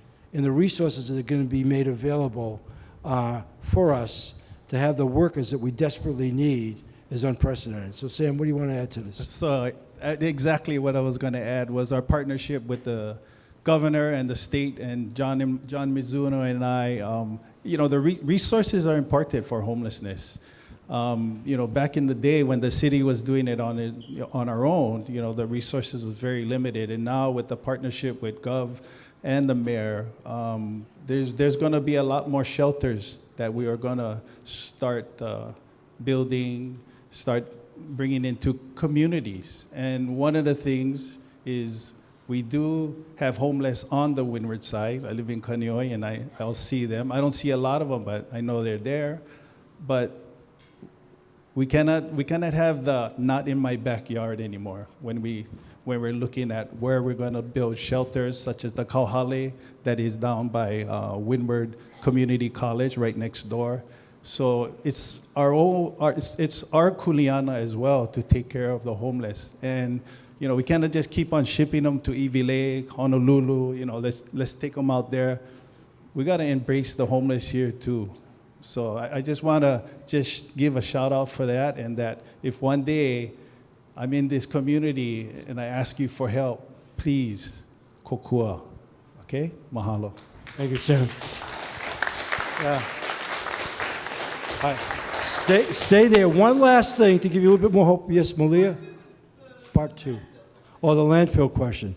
I'm going to punt to Mike on the landfill for a second but that's all that he and I talked. I drove tonight. I'm his driver. The whole way over, we talked about the landfill in the car. So, Mike, he said, if we get asked, I want to take that question. So, yeah, I appreciate that question. And I'll give you sort of the latest update because it's been a long time coming. We had a landfill advisory committee which did not pick a site because two things had happened. We had Act 73 passed the state legislature, and that restricts basically buffer zones around residential communities, hospitals, things of that nature. And then the Board of Water Supply, because of Red Hill, put a no-pass zone around the island. And that basically limited the available lands for a landfill. And so we've been going through this process of trying to determine what the eligible sites are so that we can have a discussion with the communities about where they might be. We made a decision that we would not put, Mayor made a decision and a commitment to the Waianae community that we would not put a landfill on the Waianae community. And from an operational standpoint, it's just not a good location to have all of the trucks and haulers going all the way out to the middle of the Waianae coast to dump their refuse. So we made a decision not to do that, not to go to not to go to Waianae. And then the second one was Waimānalo and Bellows. Military has land there, and that's just not suitable for a landfill. There's residential community all around it, and there's the ocean on the other side. So that left Waipio Peninsula, which we're looking at right now, the military has not green-lighted that land for the city yet. We lease it right now. Laura Thielen, DPR, has a lease with the Navy for the soccer park. And we know that there are thousands of families and soccer enthusiasts. Mayor and I have no desire to put the landfill there, but right now that's the only place left that has not been green lighted for us. Everywhere else is either conservation land over the aquifer or within a buffer zone. So we're waiting to see if the Navy can accommodate us and make Waipio Peninsula available. Then we'll have the conversation with the community. And if that is something that the community is not willing to accept, we're going to have to go and maybe seek an amendment to Act 73 so that we can look at other places that might be available, or we're going to have to talk to the Board of Water Supply about possibly going within the no-pass zone. But that's the limit that we have right now because there's simply no options left, and shipping refuse off of this island is not an option. So we have to find some place We know that wherever we end up is not going to be popular with some community, but we're determined to do it fairly, objectively, and have community conversations so that everybody can weigh in. That's our promise and commitment. That's great, Mike. Dr. Babcock would tell you we could build a landfill over an aquifer and it would never leak. Right? With today's technology and the fact that we put ash into the landfills, it's not like the old dumps with the seagulls flying around. It's very different. But candidly speaking, after Red Hill, nobody's buying that. Nobody. Even though that's possible. I see you shaking your head, Lee. That's the issue. So we have all of our water on Oahu comes from aquifers. The whole island is a no-pass zone. Somewhere in there, we've got to come up with a new landfill. Okay? So one last thing, and you stay please. Just so you know, when I talk about the state, so you know, the governor was able to get $30 million passed by the legislature for tuition loan repayment plans. Now, these tuition loan repayment plans, the first class of 492 people received it, can extend all the way up to $50,000 a year, provided they work in this field. So that's how we're building the workforce. So, you know, for somebody who's making $60,000 a year and they had college loans of $40,000 and whatever that prorated amount, they can't even save enough with the cost of living to be able to do that. It's been very impactful. And we're getting more and more people. So we're going to build that workforce, that really vital, important workforce with those monies and that kind of commitment. And we're developing facilities, as Anton told you. We've got the capability of picking them up, and we're focused on that. I just want you to know, one last thing on homelessness. The demographic shifted. The point-in-time count said we got about 4,000 homeless people on Oahu. 2,000 of those are sheltered, 2,000 are unsheltered. Of that 2,000, more than 50% of them have been on the streets for 10 years or more. Of that number, nearly all of them, I don't want to say absolutely all of them, suffer from, just about all of them, some form of mental illness or addiction. So we've said repeatedly that homelessness is not a crime, but that is a tough individual to work with.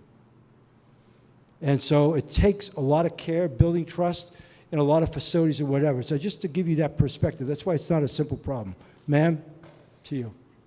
Thank you. I'm Heather Shank. I've lived in Kailua for 20 years, and it seems like the water quality of Kailua Bay has gotten worse and worse and worse. It seems I get a brown water alert almost every day. So I appreciate that you've now given a contract to improve our wastewater treatment plant, but that's 18 months away, or... Yeah. And what can be done between now and then, and might we stop trucking sewage from the other side of the island to Kailua and maybe do more with stormwater? I live on Kalaheo. We had the whole thing torn up for years, and I went and asked construction. They said, oh, we're just putting in wastewater. We're not doing anything for stormwater. And isn't that the thing that overflows the capacity? So my question is, great that you've got a contract and it will improve, but it's a long way away, and there are a lot of tourists that come and find nothing but brown water. It's disgusting, it's a health problem, and it's our economy. So what are we going to do between now? What's your first name? Heather. Heather, I'm sorry, Heather. Roger. Thanks, Heather. So there's a couple different things there. Brown water and wastewater are not the same thing, although you wouldn't know that from your own toilet, right? There's brown water there. But that's not what goes into the bay. That's not what a brown water alert is. That is stormwater runoff. So when it rains, the brown water is sediment, that's running off from dirt surfaces, essentially, going into the storm drains, and then it's being discharged. Yeah, they're totally separate. So we have, so sewage goes into the sewer collection system and goes to the treatment plant. And stormwater, which is runoff from the streets and homes and parks and everything else that is a surface, goes into the storm drain system, and that is discharged into the nearest waterway. So that's the technology. So in terms of combating brownwater alerts and stormwater runoff has to do with best management practices, which include essentially erosion control of surfaces. So grass is good to reduce erosion. And then also making infiltration, so permeable surfaces as opposed to hardscape like concrete and asphalt and stuff like that. So that is how you have to address, the brown water.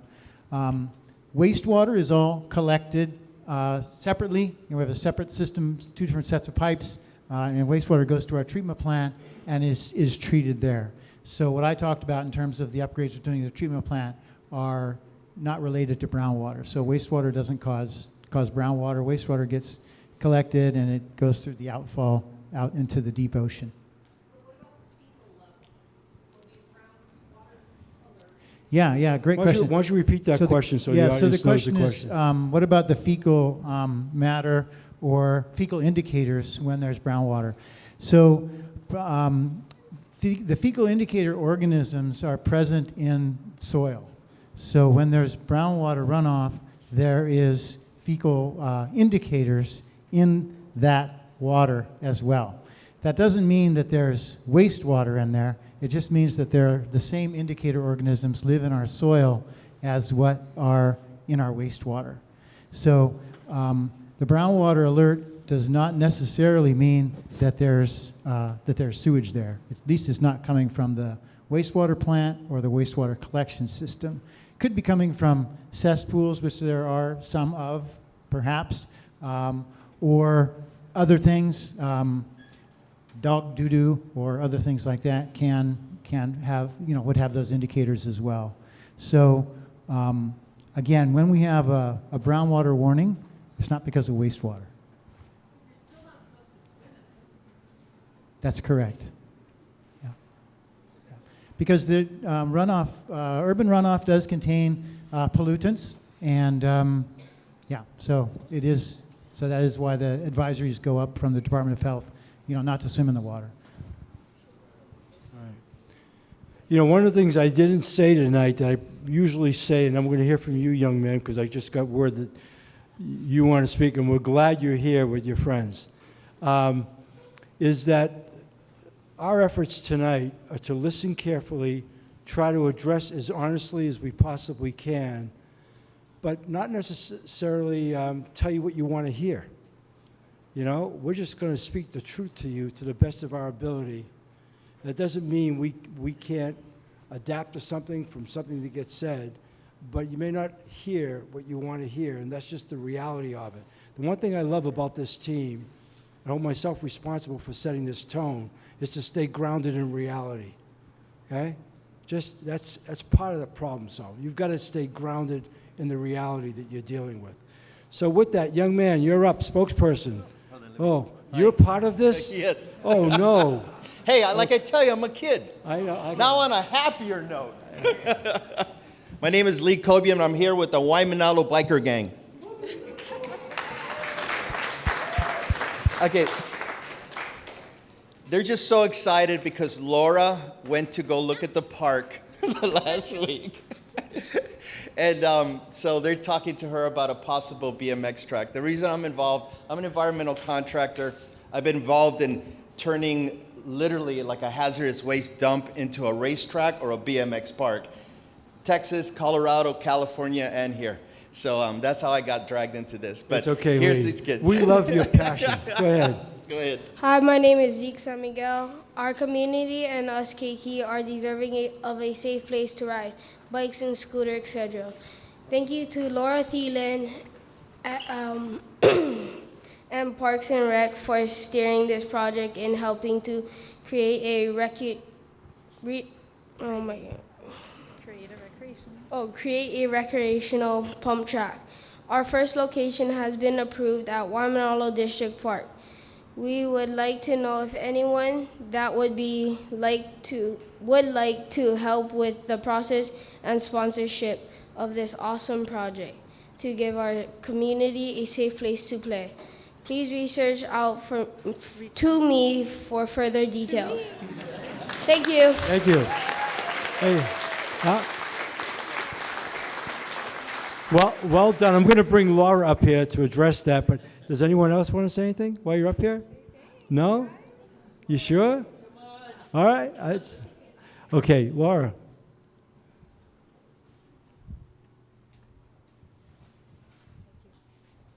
Thank you for coming tonight. We have a lot of community groups that approach us at Department of Parks and Recreation to donate things to parks and who offer to build improvements for recreational uses in the parks, and we're really, really grateful.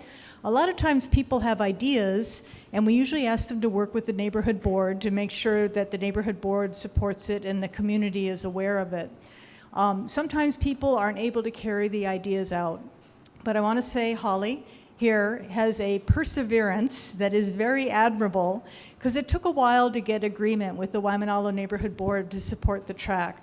And I want to thank our park staff, some of whom are here tonight, because last Friday night we all met out at the Waimānalo District Park and we identified a location for the pump track. We made sure that we stayed out of the soccer field, a little bit of space between the courts and things so we can minimize user conflicts. But we're able to take advantage of the landscape and to have a starting area that will work and maybe go into some of the overgrown area with just kind of the how trees and things, and to clear them out and to have some pretty exciting facility there for a lot of younger people.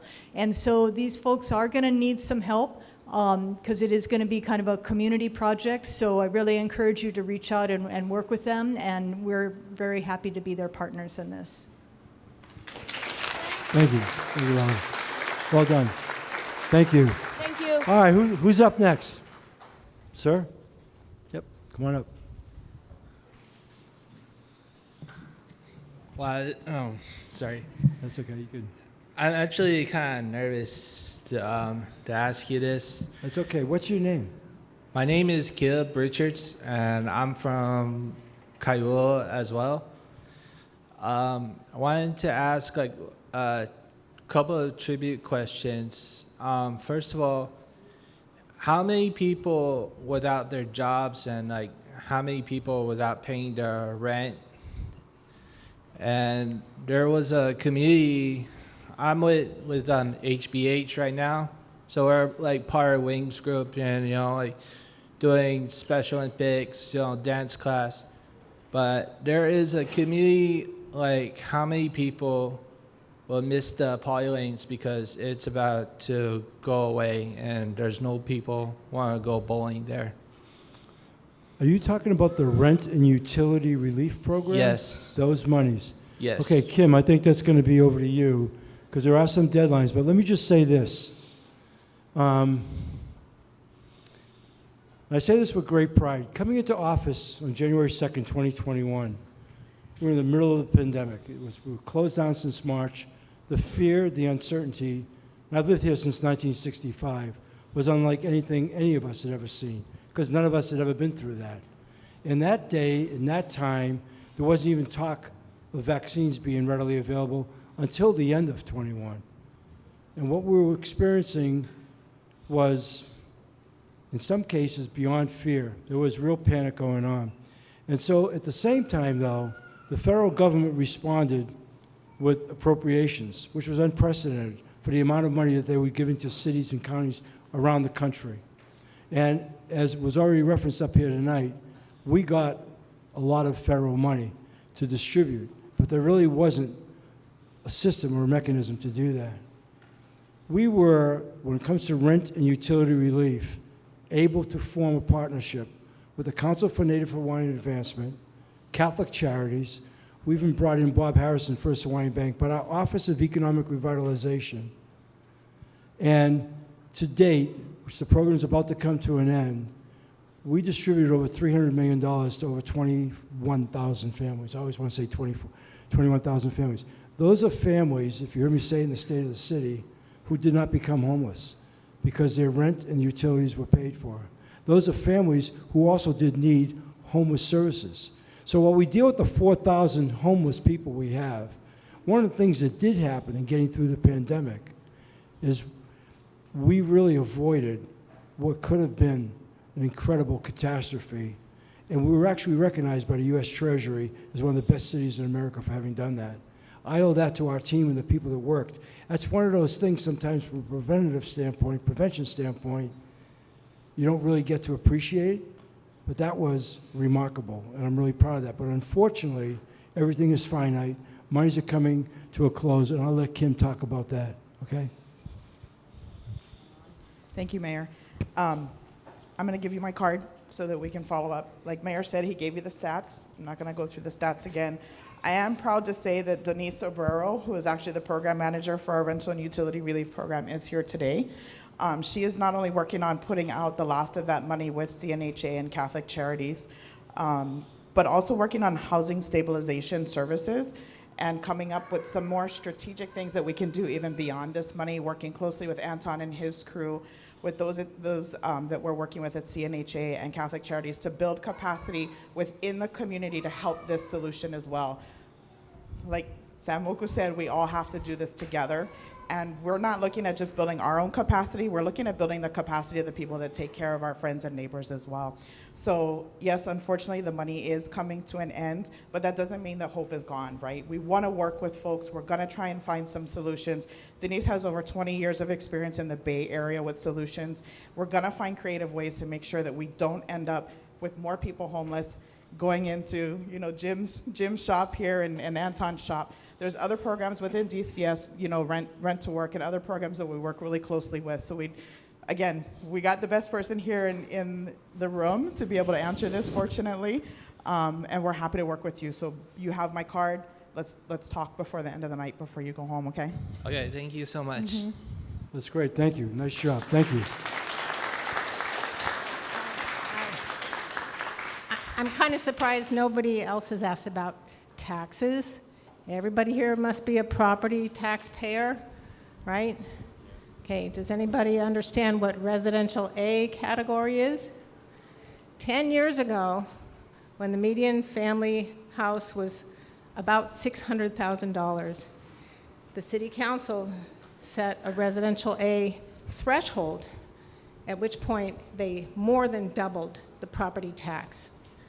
Over the last 8 to 10 years, that threshold has not been adjusted for inflation, which means that probably every 5,000 square foot lot home in Kailua and everywhere around it is worth more than $1 million.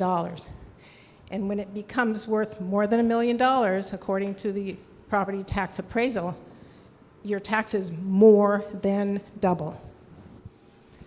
So if we're talking about housing for local people, and I have a home that's in long-term rental to local people, and my property taxes just doubled from $3,300 to $7,600 a year.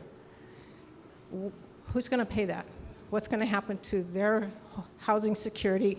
Can you differentiate between people who churn their home for short-term rentals and others who have long-term? Please Okay, good address question. that. Okay. Carrie, do you want to try that? I want to ask Carrie Castle. I am not passing the buck at all. I am not a tax guy. I'll be the first thing to tell you that. But Carrie has worked with us as our head of budget and fiscal services. So I'll ask Carrie. Aloha. I'm sorry, I missed your name. Linda. Linda, thank you for that question. I'm going to hold your microphone up, Carrie. Sorry. Linda, thank you for that question. So residential A, the increase in rates, on residential A, the tier, it's for non-owner occupied homes. Is that your situation? Yes.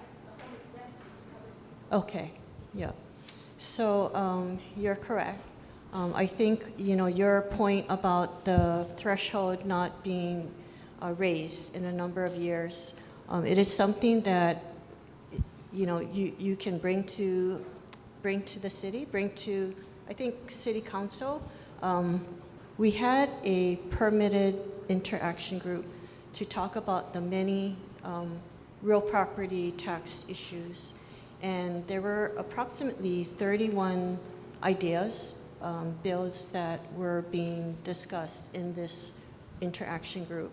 And out of that, last year, we had increased the homeowners exemption and increased the low-income rent credit, tax credit, for low-income families. Those two issues passed. We're suggesting that there's more work to be done as far as real property tax rates go, and we discussed that we want to perhaps reconvene that interaction group so that we can, look at further ideas, and your input is welcome. Is there anything? Thank you, Carrie. Mike, you want to add anything to that? Okay. All right, thank you. Sir. Hello, everybody. My name is Keone Solido. I'm head football coach for Kailua Mustangs and Eastside Junior Surf Riders. We have a Department of Rec question. This is Kaveh, the president of Kailua Mustangs. Hi, I'm Kavehi Kamalamalama. I'm representing Kailua Mustangs, but I also have kids that are part of Eastside Junior Surf Riders. I've been a part of this community and this program since I was even little. We also have coaches and former presidents of our program here tonight. And Eastside Junior Surf Riders representative as well. Okay. This is Mark Lum. You guys know him as Kailua High School's junior varsity head coach football. So I want to read off a letter we sent out this week. We're also partnering with Eastside Junior Surf Riders with our struggle with field permitting. I know it's not only Kailua Mustangs, but many other sports that are coming now that they're year-round that are struggling with getting field permitting.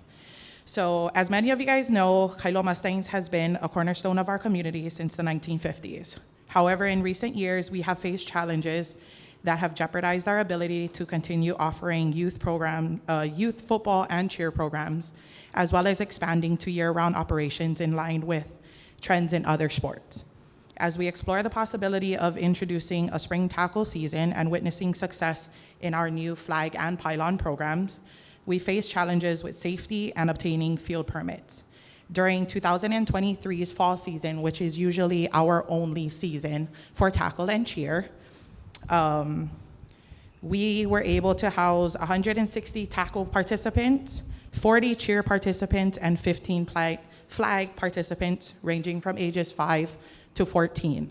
And with the progression since COVID, in 1 year span, we were able to provide sports for over 400 kids in 1 year. With Kailua District Park being the only official tackle field in our community and the only permit awarded to us, we had some major safety concerns as we have encountered unfair requests to concede field space for programs that operate year-round, exceed their permitted capacities, and programs that have multiple fields all year round awarded to them.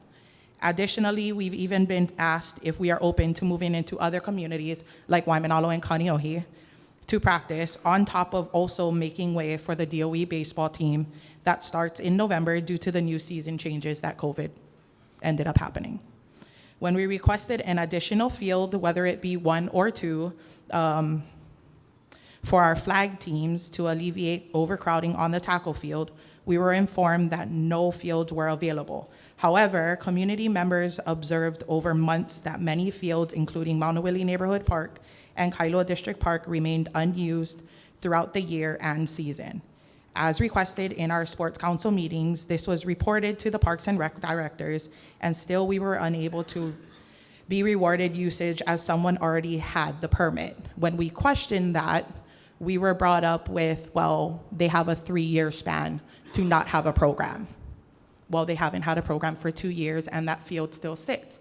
We're not the only program that is requesting for these fields. You have years of other sports requesting, and yet it's not getting approved, or we have to fight to get it approved.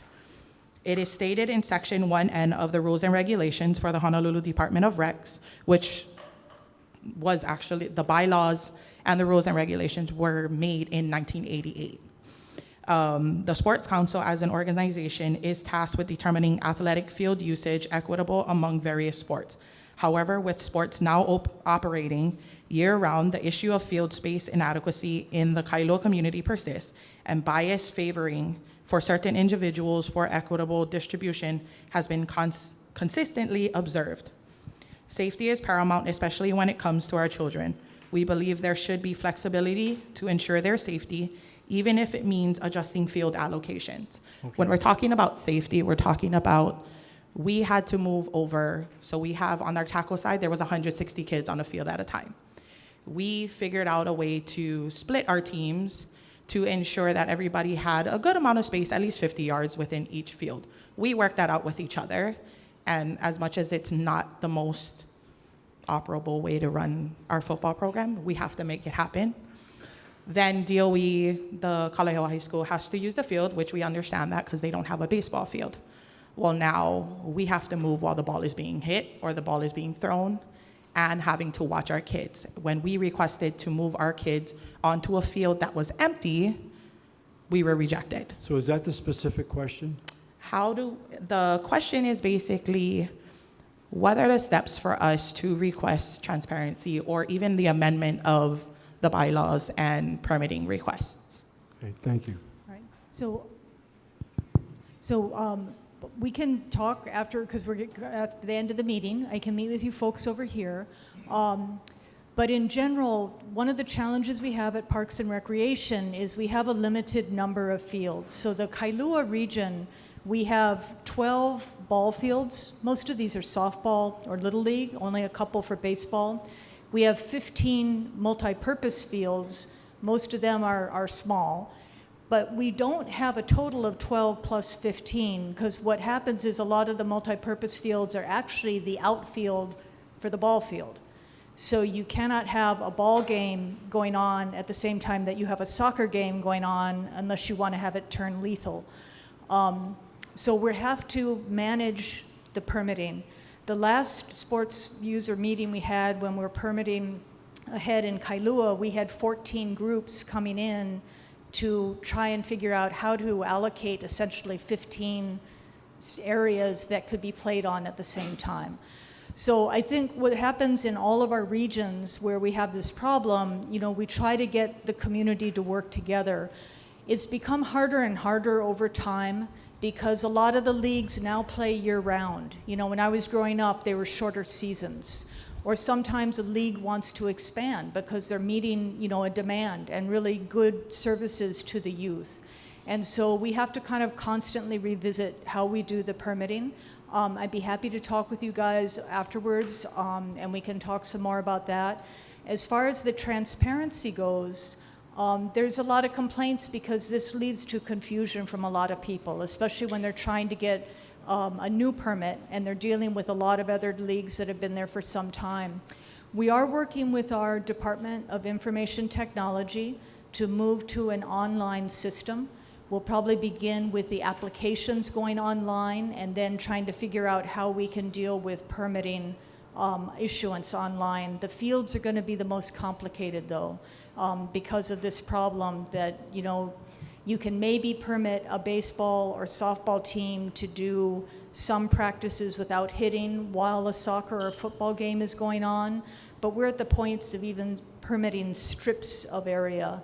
And then a lot of our fields are very small and they're in residential neighborhoods. So we're having to time the permits, like if you're having a little kid's soccer game, you need to have, all the parents are driving them there. You need to have a time in between games so all the cars can vacate before the next set of cars come in so they don't overwhelm the communities like Kalaheo Neighborhood Park or Kawainui or Aikahi. So our staff is trying, but we know that there's a big demand.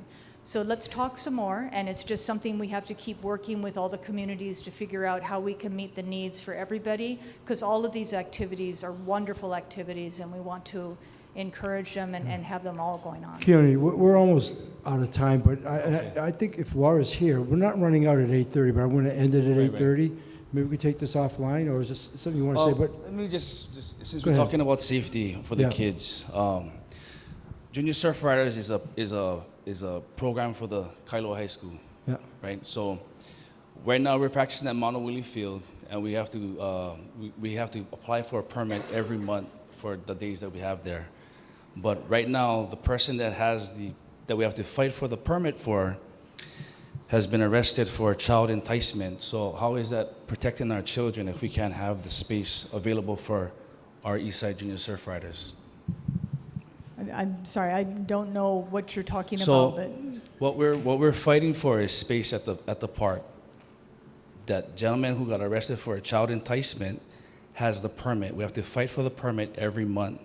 He's saying that he has a team. He does not have a team there for 2 years. And they keep giving him the permit. okay, so again, Let's let's take that talk offline, and Kim. I we'll hear get you. some more information Yeah. offline. This is news to me. no, let's, you know, you, guys. This is not a short answer. Just please stay, okay? Look, if anything, I wouldn't be here tonight if it wasn't for football in my life. So I understand what you're doing as a coach, respect that greatly, but more importantly for the kids who get to play, what that means. I get it. I really do. Ma'am, we got time for one more question. Super quick. Go Thank ahead. you all for being here. Cindy Turner. Hi, Cindy. 20 years ago, my husband and I bought a piece of property that also includes the Kaelepulu wetland. And having grown up in Hawaii, but more on the beach side, I had no idea the impact of stormwater on our waterways. So, real quick show and tell first. This is what the wetland water looks like when we're not having stormwater. Okay. Yeah. This is what it looks like when we have uncontrolled stormwater runoff. And this kind of condition mainly comes from developers who have done clearing during rainy seasons. And one time when I called to report one of these developers, and your people went out, but I followed up 30 days later and asked what was going on with it, and I was told by the inspector who had worked on it that they like to work with the developers, they don't want to give fines, they give them 30 days to change, and if it's not done, they give a notice of violation, and then another 30 days before a fine actually happens, and then the fine is really tiny. Can't we do more to discourage developers? Because I think that the attitude is it's cheaper to pay the occasional fine than do the right thing. Okay. All right. I'm not sure. Don, you want to address that? Look, and just so you know, the pictures that Cindy showed was, you know, beautiful blue water with green marsh, and then really dirty brown water. Okay. After. So, thank you. Thank you for your question. I guess every case is different, and we want people to conform to the law and do the right thing. So generally, we go out, we inspect, and then if we determine there's a violation, we can issue the notice of violation, the NOV, and then they do have time to correct before the fines start to accrue. So generally, it might be 30 days, depending on the type of violation. And I think the prior administrations, it was always just come into compliance and they would reduce fines to 5%. And that's no longer the case under this administration. We pursue 100% unless there's some extenuating circumstances. But that period is required. It's kind of like a due process notice requirement to allow them to come into conformance with the law. The fines themselves, some of them are probably a little too low, and we're trying to look at all of them across the board and see how we can better, if we need to raise them in certain, because they should mean something, they should have teeth to them, so that's something that we are looking at too.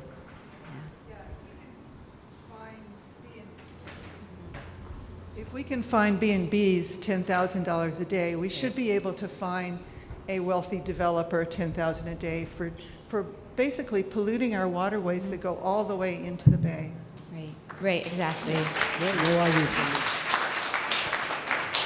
All right, well, look, I think in the spirit of it, does anybody have one last question? Because I don't want to be the guy cutting it off and you're sitting there saying, I really, really wanted to answer that. All right. Morley. Thank you. Don't make it a long question. Talking with you prior to the meeting. Yeah, Thank I remember you, sir. And thank you all staff for coming tonight. And I know you guys do the best job you possibly can with very limited resources, and we all appreciate that very much. My name is Morley Gray. I'm a longtime resident of Kailua. I grew up on Kaiholu Place, 2 streets from the beach. In 1957, we moved there. My dad was a plantation doctor on the Big Island. Moved here to start the Windward Medical Group with 2 other guys, Dimler and Mertz. And some of you old folks in the room might have had my dad as your doctor. And, Morley, I love the lineage. I'm just going to ask you to ask the question, sir. Okay, so here it is, real quick. I think we've all talked about the water quality of Kailua Bay, but I think the elephant in the room is the 50-year-old outfall that with the technology in that day was probably ill-conceived, and it is marginal at best. I think all of us who have been on Kailua Beach on a good trade wind day, you've seen the brown froth, you've seen the color of the water, yes, and you can smell it. I mean, I've been there all those years, and it's drastically different. It really is. I'm not bullshitting you. I mean, no, we know that. And so there's 3 things that's got to happen. One of 3. Either we got to limit the input to that system, make a better outfall further out, or treat that secondary effluent to a much greater degree. One of those, all of them together would be great. Okay. But for right now, we got to limit what's going into it. And that means developers. The development on the windward side got to stop till we figure it out. You're not running out of here, are you? You're not going to run out of here. We'll answer this. Roger, you want to take it? Go ahead right now. Got 2 minutes. Go ahead. Sure. So we started to talk a little bit before. Good answers there from Roger prior to the meeting too. Right. So I don't want to delay everybody. Can we do unless anything you want to just say real quick? Yeah, I'll just say real quick that I'm happy to talk to you more about that. Yeah. Yeah. Let me just say one thing. I'm not going to correct you at all. We may cry a lot of things. It's not about limited resources. We've got resources. We have some limited manpower, but we pride ourselves here on some problem solving. And so I'm not going to hide behind that. What you have here is a group of really smart people, committed, who love where they live. This group came together during an incredible time 3 years ago. We were in the middle of the pandemic. So we like the problem solving and suggestions, and that's why we're here. I said at the outset of tonight's meeting, we're here to learn and listen to people, identify situations, and do something about it. So that's what we'll do. So I want to wrap up. Thank you. Just stay. I want to hear that, okay? Look, I just want to thank everybody here. I know some of the people have already left. For those of you who have stayed, Tommy, Esther, is there anything you want to say before we close out the night? Okay?